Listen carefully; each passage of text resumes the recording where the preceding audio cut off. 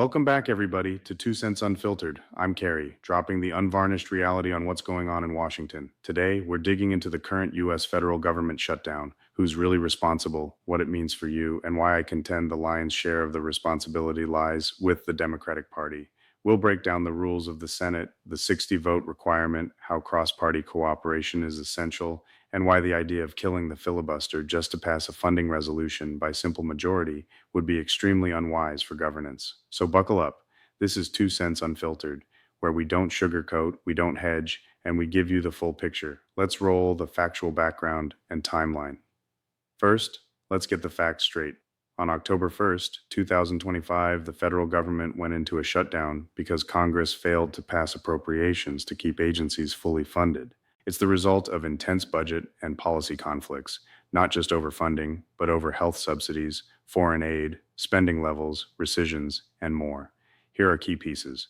The House and Senate must pass a continuing resolution or full appropriations bills to keep the government operating. Without one or the individual bills, you trigger a shutdown. In the Senate, because of the filibuster rules, most legislation, including a funding resolution, requires 60 votes, i.e., a supermajority, to advance. In this instance, reports show that Senate Democrats repeatedly rejected stopgap funding bills proposed by Republicans, insisting instead on additional policy demands, healthcare subsidies, extending benefits, before providing support. The recurring vote totals. For example, one recent Senate vote failed to reach 60 because Democrats opposed. So when you frame the question, who caused the shutdown? The basic groundwork is there. Why the focus on Democrats? Now, why am I placing primary responsibility on the Democratic Party? Because when you examine the posture and strategy, several elements point there. 1. Strategic choice. According to a press release from the House, Senate Democrats are keeping the government shut down by refusing to vote for the Republican CR.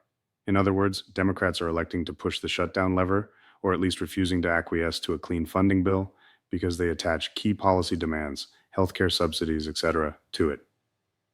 2. Policy demands above funding. Various sources indicate that Democrats are refusing a clean, continuing resolution, one that simply extends current funding levels, unless certain policy riders, such as extensions of the Affordable Care Act subsidies or reversal of Medicaid cuts, are included. So rather than just keeping the government open while policy talks proceed, they are making the funding instrument conditional. 3. Leverage and hostage taking. The logic goes, when you say we won't fund the government unless X policy demand is met, you are using government funding as leverage. That places responsibility. One House press release explicitly says the legislation requires 60 votes to overcome the filibuster, so Democrats are keeping the government shut down. Now, you can argue about the semantics of hostage, but the essence is funding the government becomes a bargaining chip. And when you pick up that bargaining chip and say, unless you meet our demands, we'll not fund, you're stepping into the responsibility zone. 4. Long-term fiscal implications. Respected reporting notes that Democrats' policy demands would add substantial cost, roughly $1.5 trillion over 10 years for extended subsidies if met. That means this is not just about keeping the lights on, it's about altering budgets, spending trajectories, and debt outcomes. When you do that, you raise the stakes and therefore the leveled responsibility. 5. First mover disadvantage. Even though the opposition party may make demands, there's a principle in budgeting.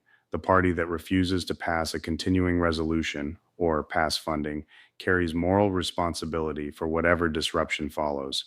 In this case, the Democrats, by refusing to vote in favor of the CR, trigger the lapse. Putting it all together, when you elect to refuse the simplest funding vehicle, a continuing resolution, unless policy riders are met, you are effectively causing the shutdown, and the Democrats are doing that. Hence my argument, the 60-vote rule and cross-party cooperation.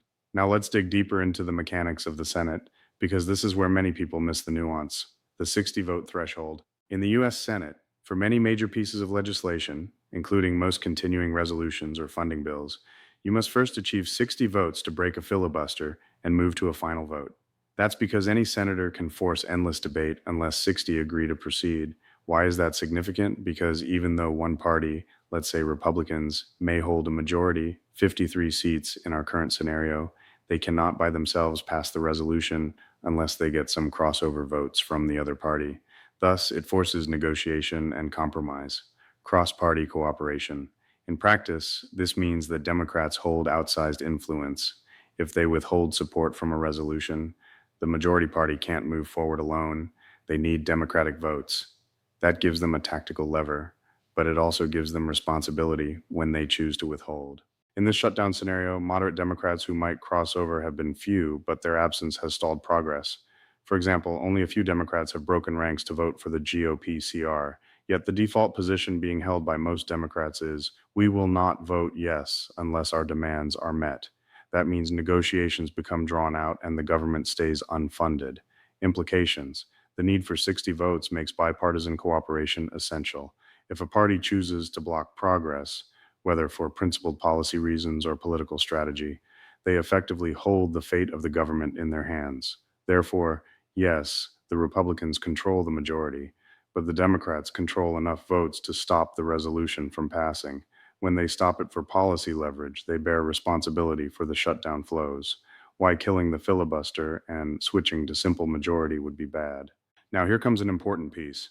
You might hear some voices arguing just kill the filibuster, pass the CR with a simple majority, 51 votes, and we're done. Sounds easy, right?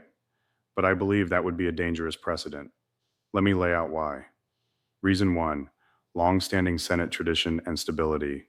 The filibuster rule, or at least the 60-vote norm, has long been a structural feature of the Senate, forcing negotiation, compromise, and cross-party buy-in. If you eliminate it for budget/funding resolutions, you remove one of the key checks that ensures a minority party has input. Institutional stability suffers when every funding decision becomes purely partisan. Reason two, once you do it for one thing, you set the precedent. If the Senate switches to simple majority for a continuing resolution, the next step is, why not simple majority for every major bill? That means the party in power could push through funding or major legislation whenever they have majority control, with no safeguard for minority concerns. That shifts power toward the majority party and increases political volatility. Reason three, bad governance and accountability. With simple majority, the majority party bears all the responsibility for outcomes, good or bad, since there's no cross-party accountability. In the case of funding the government, if the majority passes something without any minority buy-in and later there's a problem, who do you hold accountable? The majority. But even more, the funding process becomes cyclical partisan warfare rather than cooperative governance. Reason four, encouraging sabotage rather than resolution. Ironically, if you know you only need 51 votes, the minority party might choose to play obstruction rather than negotiation because the majority will simply override you next time. So the incentive to negotiate decreases and governance suffers. In short, killing the filibuster to push a resolution by simple majority might solve the shutdown this time, but it risks the entire budgetary process for future years. So yes, killing the filibuster may seem like a shortcut, but it's a dangerous shortcut. And the logic of, we'll just do simple majority undermines the institutional safeguards that make funding the government a bipartisan enterprise rather than a one-party power grab. Political consequences, who really pays, and what Democrats should have done. Let's talk political consequences because yes, this is theory, but it hits real people, real services, and real political accountability. Consequences for the Democratic Party. When your party causes, or is widely viewed to cause, a government shutdown via refusing to vote for a funding resolution, you risk political backlash. Voters often punish inaction or the appearance of obstruction. The base may appreciate the fight, but swing voters and independents may view it as irresponsible. Who pays in the real world? Federal employees face furlough, pay delays.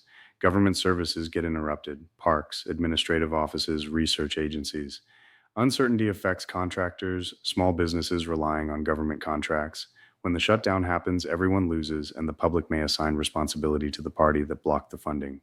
In this case, Democrats. What should Democrats have done differently? Given their policy priorities, healthcare, subsidies, etc., Democrats should have accepted a clean continuing resolution to keep the government open, then pursued their policy riders in a separate bill. Or they should have negotiated earlier to secure cross-party support rather than hold funding hostage. Accepting the 60-vote dynamic and working within it would have been more responsible. They also should avoid pushing for eliminating the filibuster as a shortcut. They should defend the institutional process even as they fight for their policy goals, because that institutional defense is part of responsible governance. Okay, and let me summarize. The current shutdown is real, with real consequences. While Republicans may hold the majority in Congress and the White House, the Democratic Party's decision to refuse to support a funding resolution unless policy demands are met places significant responsibility on them. The Senate's 60 vote rule means cross party support is mandatory. You can't simply push your party's agenda without some cooperation. When you hold the votes and choose to withhold them, you bear the burden of disruption. The idea of killing the filibuster to pass funding by simple majority might look like a fix, but it undermines the long term health of the budget process and makes government more volatile and partisan. Politically, this shutdown likely hurts Democrats more than they appreciate unless they pivot quickly. For you, the listener, pay attention to how your representatives vote, not just on the headline shutdown, but on the procedural votes, the cross party negotiations, the use of filibuster, and the willingness to cooperate. Accountability matters.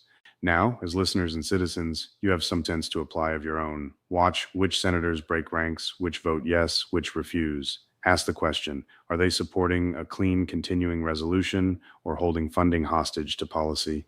And ask, are they willing to protect the institutional rules or undermine them for short term gain? That's it for today's episode of 2 Cents Unfiltered.